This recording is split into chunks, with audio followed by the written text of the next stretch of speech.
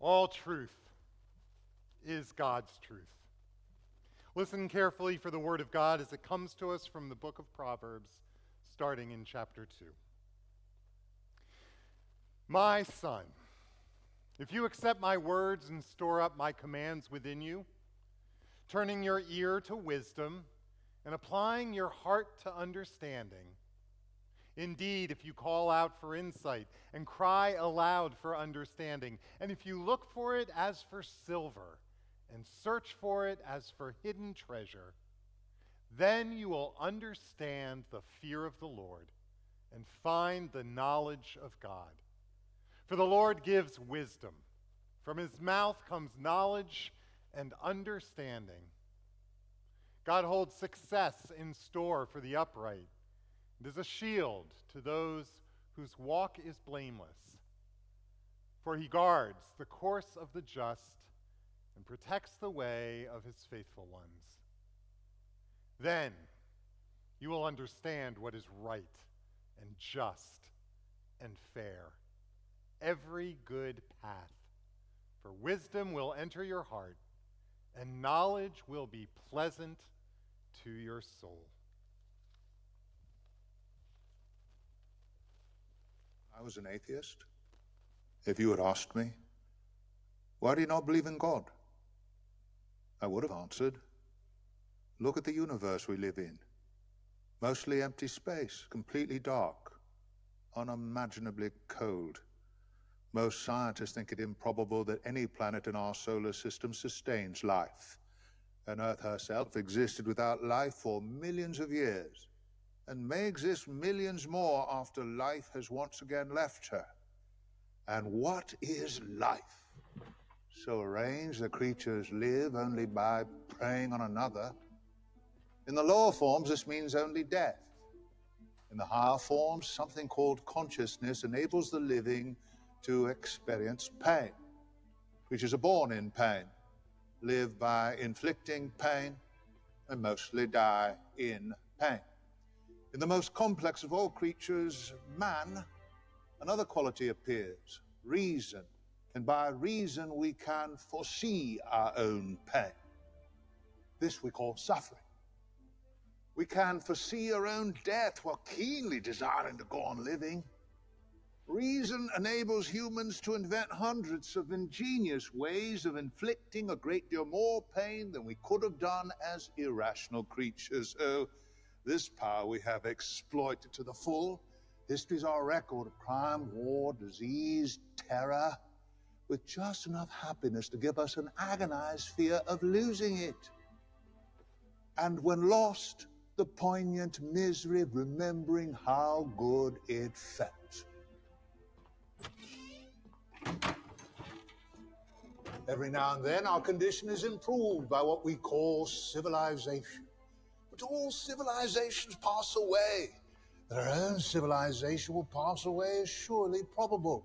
And even if it should not pass away, we're all doomed. The universe is doomed. The astronomers hold out no hope that this planet is permanently inhabitable. The physicists hold out no hope that organic life is a permanent possibility in any part of the material universe. Not only this Earth, but the whole show. All the suns of space are to run down. Nature is a sinking ship. So, if you ask me to believe all this I've just described as the work of an omnipotent, benevolent God, I would have laughed and said the evidence points in the opposite direction. Either there's no God behind the universe, a God indifferent to good and evil, or worse, an evil God. Never dreamed of raising the question if the universe is so bad, or even half so bad. How on earth did humans ever come to attribute it to the work of a wise and good creator? Oh, men are fools, but not so foolish as that. The direct inference from black to white, from evil flower to virtuous root, from senseless work to a workman infinitely wise, staggers belief. No, I did not believe God existed, but I was angry at God for not existing. Why should creatures have the burden of existence forced upon them without their consent?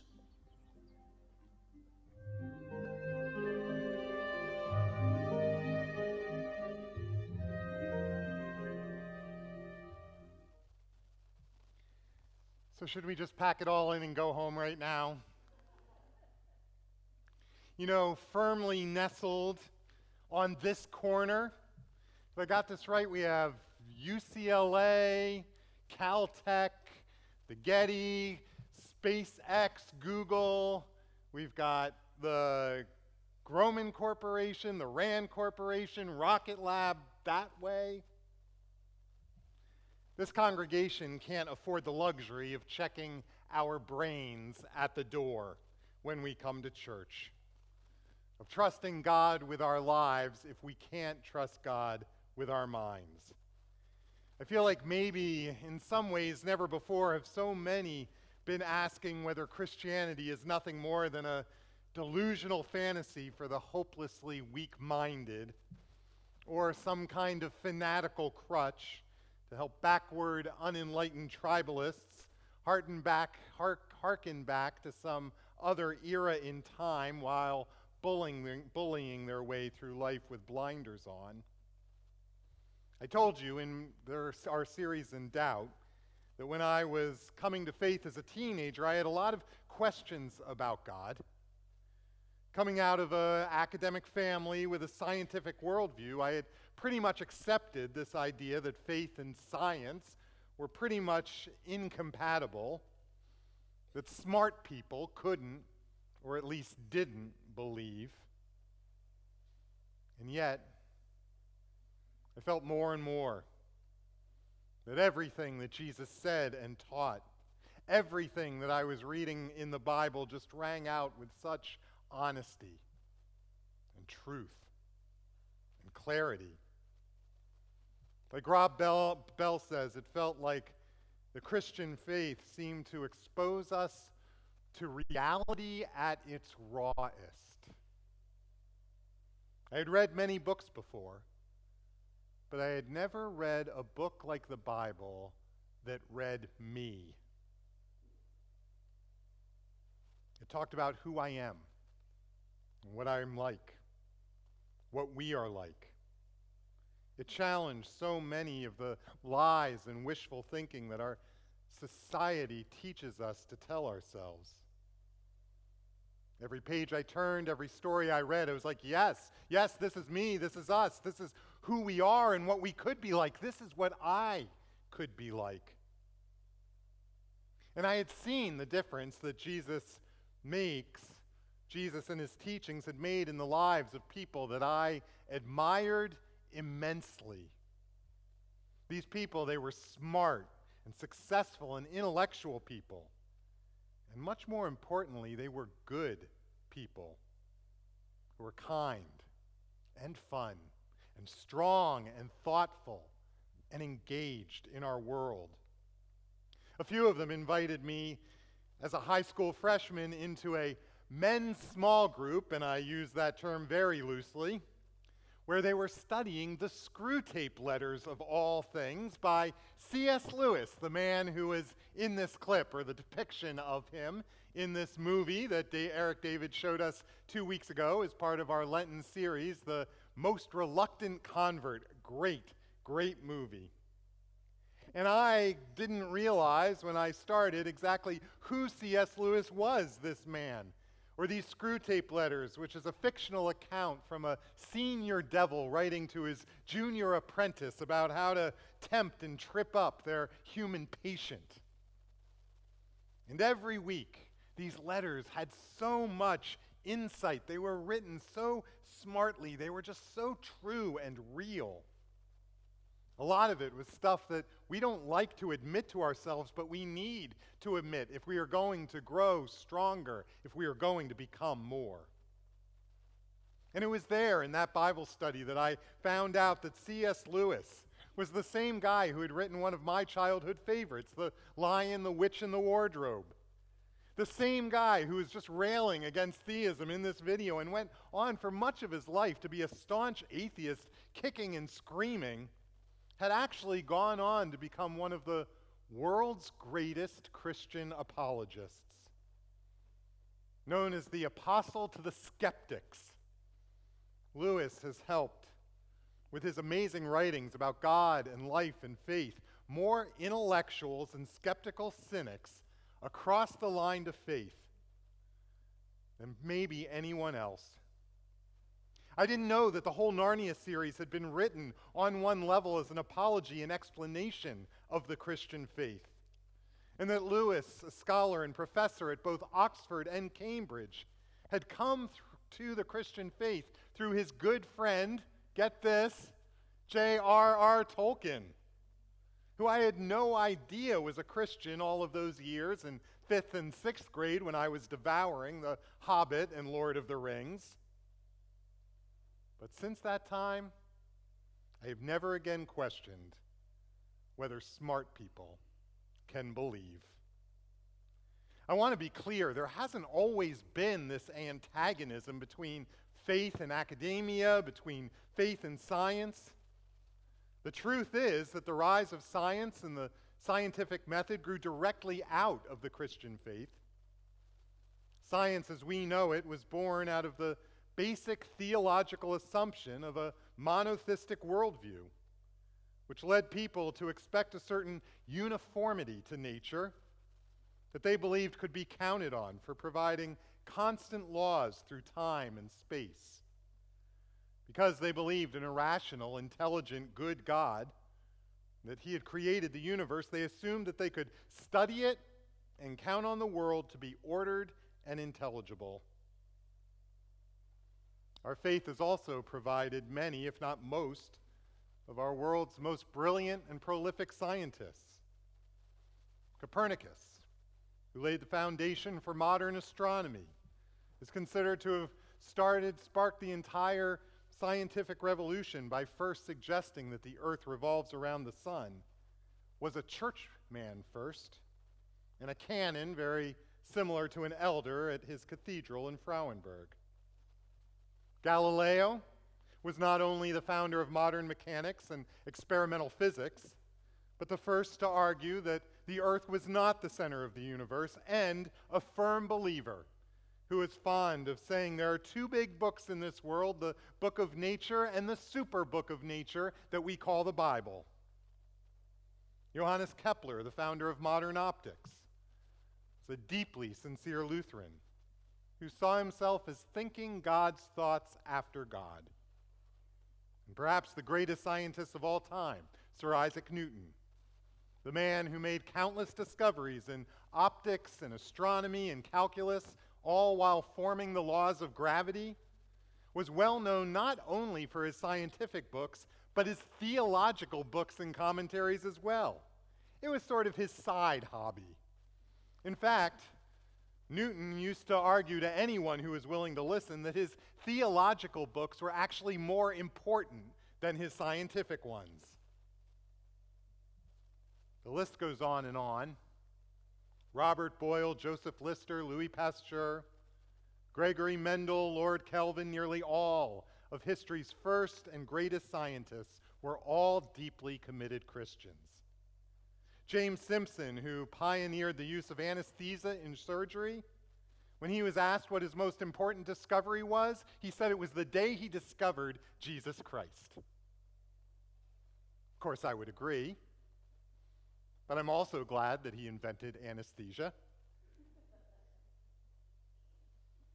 And even today, it's typically not the top scientists that are fueling this supposed conflict between science and faith. The truth is, the deeper people get into science, the more apt, not less, they are to believe in God, or at least to leave the door open to the possibility of some kind of creator or intelligent design.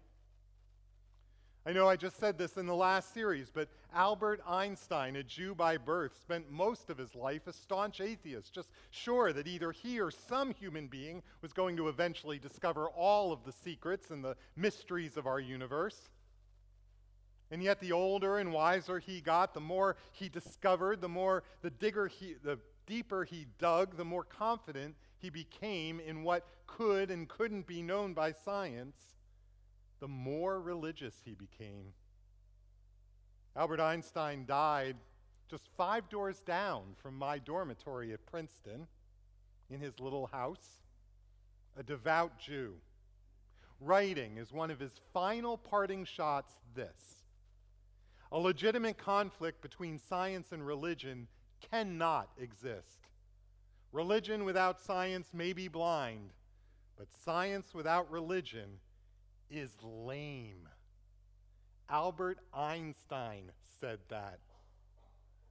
We've talked about Stephen Hawking, who went back and forth, maybe the most brilliant scientist of all time. Even Charles Darwin, the guy who's like Satan incarnate to so many churches.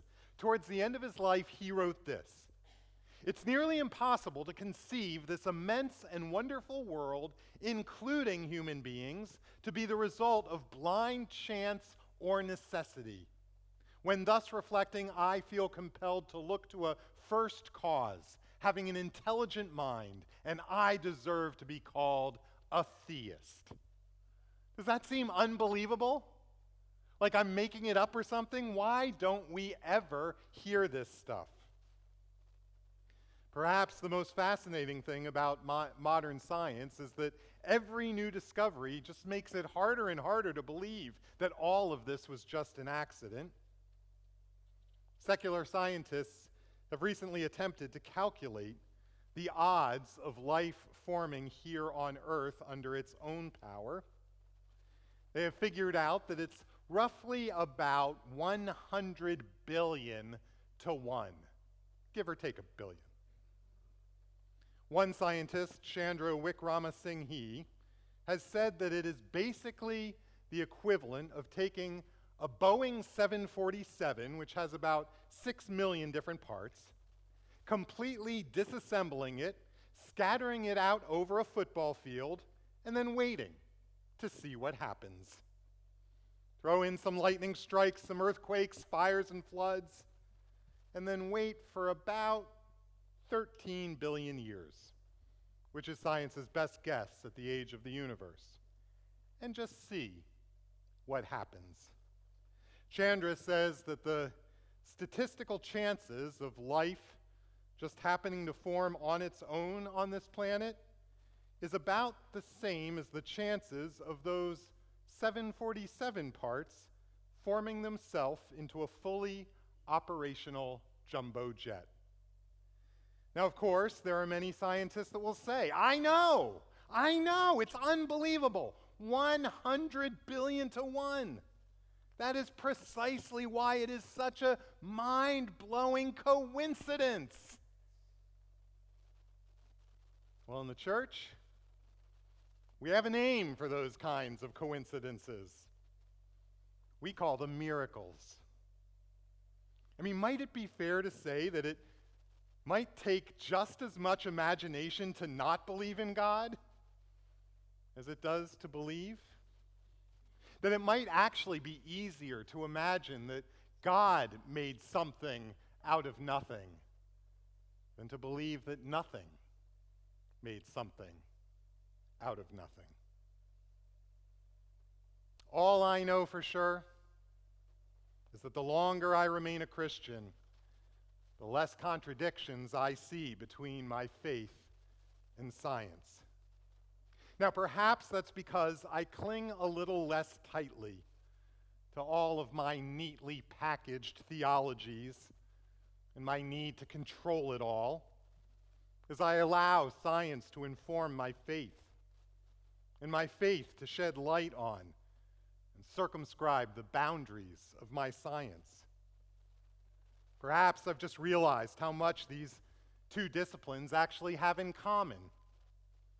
Both deal in evidence. Science and empirical evidence gathered to try to make sense of a physical, temporal world. And faith in the evidence that points out to what is going on behind what we can taste and see and touch. One delves into what exists, while the other into why it exists. Neither discipline can be completely proven once and for all, and each requires a certain amount of imagination, both involving value judgments, each requiring its own kind of trust or leap of faith. We'll get more into this after Easter in our spring series, Evolving Faith. But the longer I am at this, the more obvious it becomes to me that all truth is God's truth. If it becomes clear that the earth is not flat, or that the earth revolves around the sun, perhaps it's time to change our tightly held theological presumptions.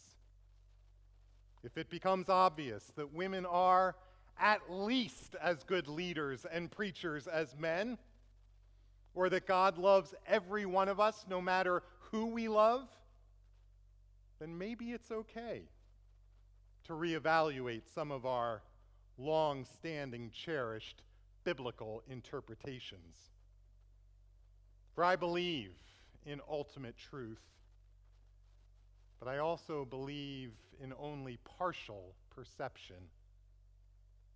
That at any given time in history, we are only capable of understanding a very thin slice of what God knows and understands and will make known to us in time. That is why we say that we are reformed and always reforming. I believe that part of this trust fall that we're talking about this Lenten season, that we're being asked to experience, is trusting God, not just with our hearts and our souls, but with our brains as well. Having the humility to realize that we don't know it all. We need to be constantly on the edge of our seats asking, so God, what's next? I know Paul put it this way.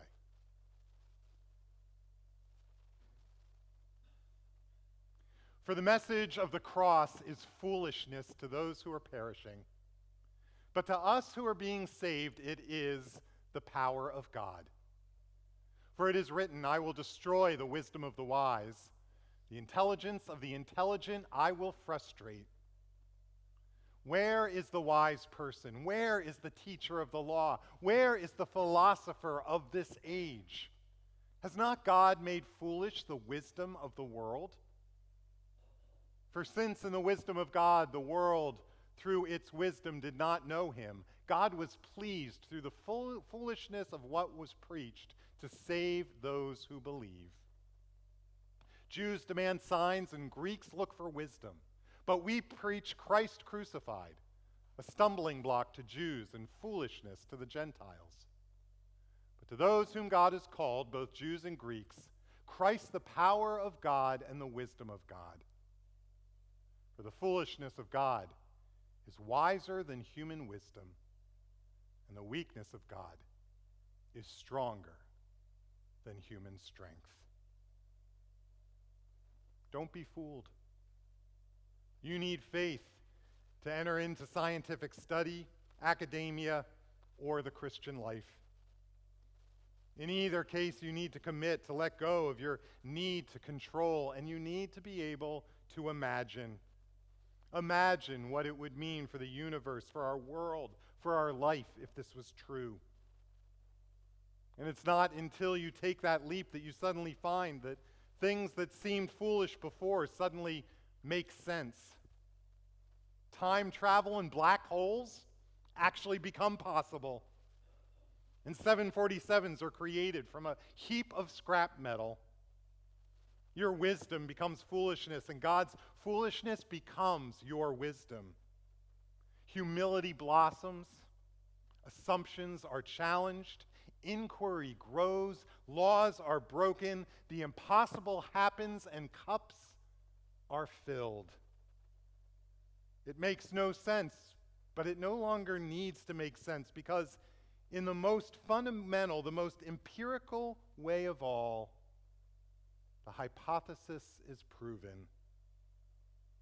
That is the real miracle of what God is doing in our universe, in our world, and in our lives. Amen.